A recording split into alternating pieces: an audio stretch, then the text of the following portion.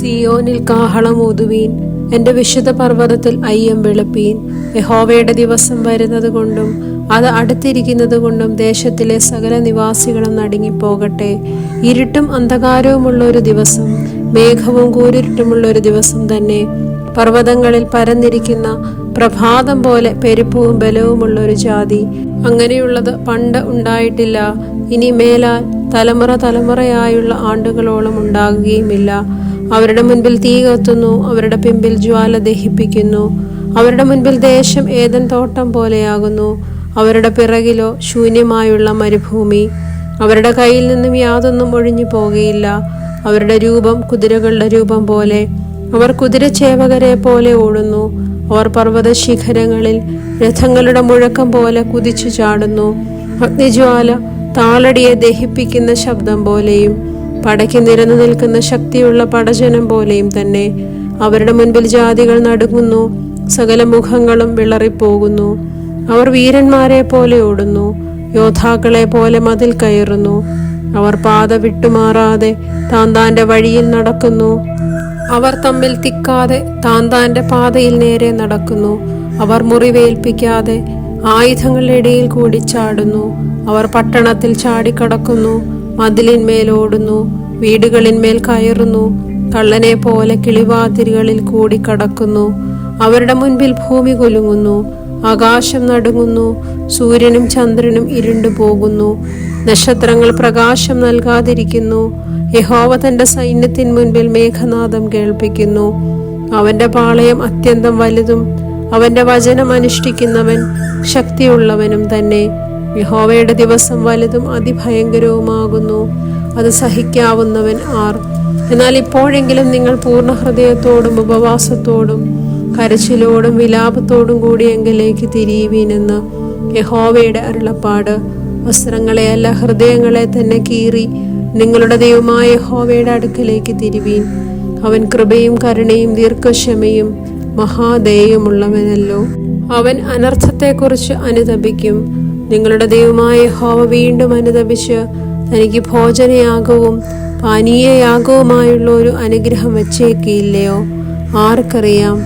സിയോനിൽ കാഹളമൂതുവീൻ, ഒരു ഉപവാസം നിയമിപ്പീൻ, സഭായോഗം വിളിപ്പീൻ, ജനത്തെ കൂട്ടിവരുത്തുവീൻ, സഭയെ വിശുദ്ധീകരിപ്പീൻ, മൂപ്പന്മാരെ കൂട്ടിവരുത്തുവീൻ, പൈതങ്ങളെയും മുല കുടിക്കുന്നവരെയും ഒരുമിച്ച് കൂട്ടുവീൻ.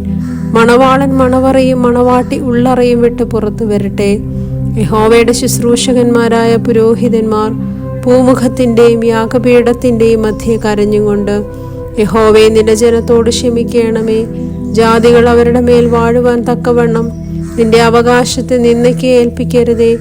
അവരുടെ ദൈവം എവിടെയെന്ന് ജാതികളുടെ ഇടയിൽ പറയുന്നത് എന്തിന് എന്നിങ്ങനെ പറയട്ടെ. അങ്ങനെ യഹോവ തന്റെ ദേശത്തിനു വേണ്ടി തീക്ഷ്ണത കാണിച്ചു, തന്റെ ജനത്തെ ആദരിച്ചു. യഹോവ തന്റെ ജനത്തിന് ഉത്തരം അരുളിയത്: ഞാൻ നിങ്ങൾക്ക് ധാന്യവും വീഞ്ഞും എണ്ണയും നൽകും, നിങ്ങൾ അതിനാൽ തൃപ്തി പ്രാപിക്കും. ഞാൻ ഇനി നിങ്ങളെ ജാതികളുടെ ഇടയിൽ നിന്നയാക്കുകയില്ല. വടക്കു നിന്നുള്ള ശത്രുവിനെ ഞാൻ നിങ്ങളുടെ ഇടയിൽ നിന്ന് ദൂരത്താക്കി വരണ്ടതും ശൂന്യവുമായൊരു ദേശത്തേക്ക് നീക്കി. അവന്റെ മുൻപടയെ കിഴക്കേ കടലിലും അവന്റെ പിൻപടയെ പടിഞ്ഞാറേ കടലിലും ഇട്ടുകളയും.